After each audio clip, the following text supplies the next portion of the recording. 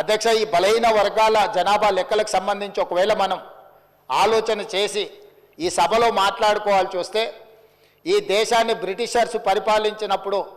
1931లో కులగణన జరిగింది తప్ప ఆ తర్వాత స్వతంత్ర భారతదేశంలో 75 సంవత్సరాలు పూర్తి చేసుకున్న సందర్భంలో ఎన్నిసార్లు జనాభా లెక్కలేసినా 2001 జనాభా లెక్కలు కావచ్చు, 2011 జనాభా లెక్కలు కావచ్చు, లేకపోతే 91 జనాభా లెక్కలు కావచ్చు, లేకపోతే వెనక్కి వెళ్తే 81 జనాభా లెక్కలు కావచ్చు, ఇట్లా ప్రతి 10 సంవత్సరాలకు ఈ దేశంలో లెక్కిస్తున్న జనాభాలో ఎస్సీ ఎస్టీల వివరాలు మాత్రమే పొందపరిచారు తప్ప బలహీన వర్గాలకు సంబంధించిన ఇతర కులాలు ఉపకులాలకు సంబంధించిన వివరాలను ఏ రోజు కూడా పొందుపరచకపోవడం వల్ల 75 సంవత్సరాలు పూర్తి చేసుకున్న ఈ భారత స్వతంత్ర దేశంలో బలహీన వర్గాల యొక్క లెక్కనే లేకపోవడము, బలహీన వర్గాలకు ఒక ఆవేదనగా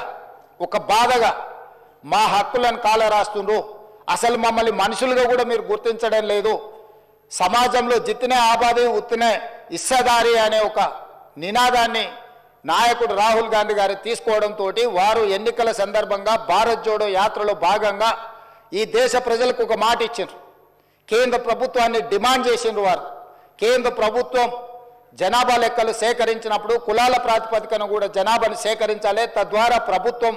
కేటాయిస్తున్న నిధుల విషయంలో కావచ్చు, నియమిస్తున్న ఉద్యోగాల విషయంలో కావచ్చు, ఆర్థిక రాజకీయ ఉపాధి ఉద్యోగ అవకాశాలలో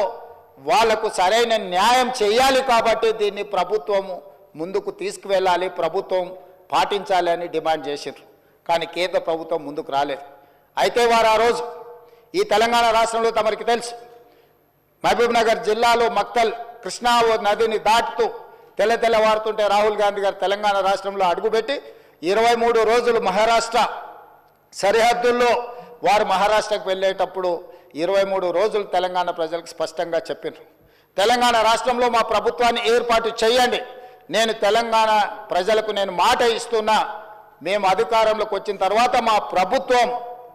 కులాల ప్రాతిపదికన జనాభా సేకరణ చేసి బలహీన వర్గాల లెక్క ఎంతుందో లెక్క తేల్చి వాళ్లకు రాజకీయంగా రిజర్వేషన్లు కల్పిస్తాం, ఉద్యోగ ఉపాధి రిజర్వేషన్లు కల్పించే బాధ్యత మేము తీసుకుంటాం. ఇది సమాజానికి ఎక్స్రే, ఈ ఎక్స్రే ద్వారా ఎవరు ఎంతమంది ఉన్నారో వాళ్ళకి ఎలాంటి ఆర్థిక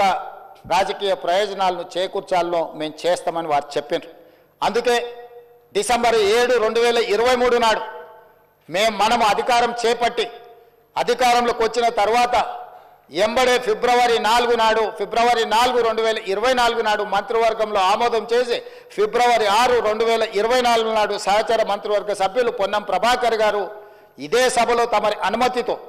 తీర్మానాన్ని ప్రవేశపెట్టినము. ఆ తర్వాత పార్లమెంటు ఎన్నికలు 5-6 నెలలు ఈ ప్రక్రియకు పార్లమెంట్ ఎన్నికల వల్ల విఘాతం కలిగింది. కానీ ఈ ప్రభుత్వం మా నాయకుడు మేము ఇచ్చిన మాట ప్రకారం ఈ సమాజంలో కులగణన జరగాలి, కులగణనలో రాజకీయ ఆర్థిక సామాజిక అన్ని వివరాలను పొందుపరచాలన్న ఆలోచనతోటి ఈ కార్యక్రమాన్ని ముందుకు తీసుకెళ్లాలన్న లక్ష్యంతో మంత్రివర్గ ఉపసంఘాన్ని పెద్దలు ఉత్తమ్ కుమార్ రెడ్డి గారి అనుభవాన్ని దృష్టిలో పెట్టుకొని వారిని దామోదర్ రాజ్ నరసింహ గారిని, పొన్నం ప్రభాకర్ గారిని, దుద్దిల్ల శ్రీధర్ బాబు గారిని, సీతక్క గారిని కమిటీలో పెట్టి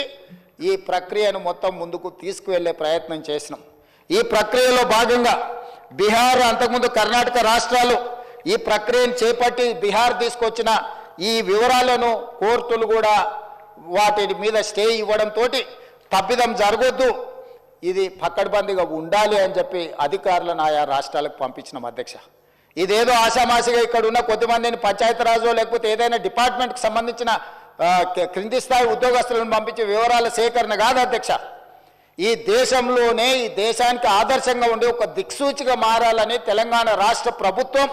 ఇతర రాష్ట్రాలలో ఇట్లాంటి ప్రక్రియ చేపట్టి ఈ ప్రక్రియ న్యాయస్థానాల ముందు నిలవకపోవడం, ఈ ప్రక్రియ వల్ల జరిగిన నష్టాన్ని అంచనా వేయడానికి కూడా ఇతర రాష్ట్రాలకు అధికారులను పంపించి ఆయా రాష్ట్రాలలో జరిగిన పరిణామాలను మనమంతా కూడా ఒక స్టడీ చేసి అధికారుల నుంచి నివేదిక తెప్పించుకొని తద్వారా జనగణన ఏ విధంగా చేసిండ్రు, ఇతర రాష్ట్రాలలో కులగణన ఏ విధంగా నిర్వహించిండ్రు, వీటన్నిటిని పరిగణకు తీసుకొని పదే ముఖ్యమంత్రి స్థాయిలో నేను ప్లానింగ్ బోర్డు ఉప ముఖ్యమంత్రి గారు ఆర్థిక శాఖ కిందకు వస్తుంది వారు, అదేవిధంగా మా cabinet sub committee chairman Uttam Kumar Reddy గారు వివిధ సందర్భాలలో చీఫ్ సెక్రటరీ గారితో సహా 12 సార్లు సమావేశాలు పెట్టి సమీక్షలు చేసి అధికారులకు సూచనలు చేసి ఒక పకడ్బందీ ప్రణాళికతోటి ఏ విధంగా అయితే జనాభాను మనం లెక్కిస్తామో ఆ రకంగా మొట్టమొదట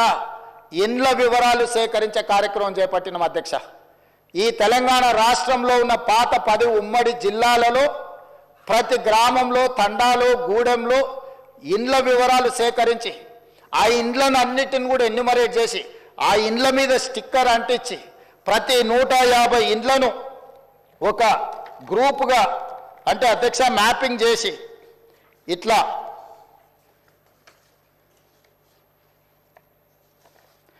ప్రతి ఇంటిని కూడా ప్రతి ఇంటికి స్టిక్కర్ అంటించి ప్రతి 150 ఇండ్లను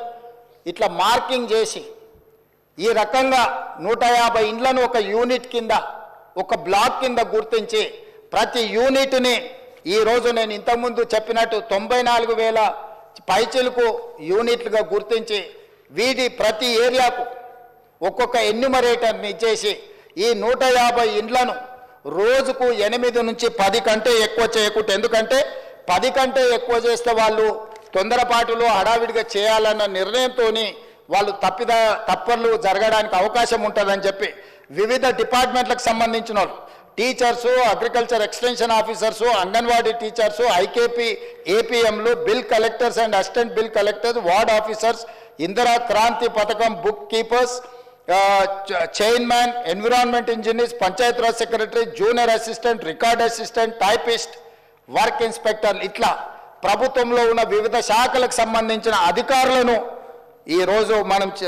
వాళ్ళందరినీ పెట్టి ప్రతి ఇంటికి ఇలాంటి స్టిక్కర్ను అంటించిన అధ్యక్ష. మొదటి 3 రోజులు ఈ రాష్ట్రంలో ఉన్న అన్ని గృహాల యొక్క వివరాలను సేకరించి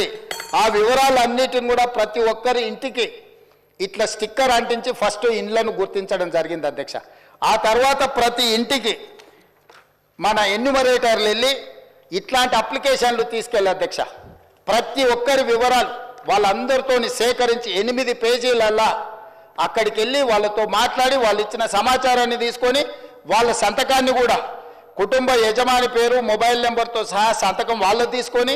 ఎన్యుమరేటర్ సంతకం తీసుకొని, సూపర్వైజర్ సంతకం తీసుకొని ఈ రకంగా సమాచారాన్ని 8 పేజీలలో పూర్తి వివరాలతో కూడుకున్న వాళ్ళ పేరు, తండ్రి పేరు, వాళ్ళ కులము, వాళ్ళ ఆర్థిక స్తోమత, వాళ్ళ విద్య, గతంలో ప్రభుత్వం నుంచి ఏమైనా పథకాలలో లబ్ధి పొందినరా, గతంలో రాజకీయ పరమైన రిజర్వేషన్లు ఏమన్నా పొందినరా, ఇట్లా పూర్తి స్థాయిల వివరాలతోటి ఆ కుటుంబం యొక్క వివరాలు తీసుకున్నాం అధ్యక్ష.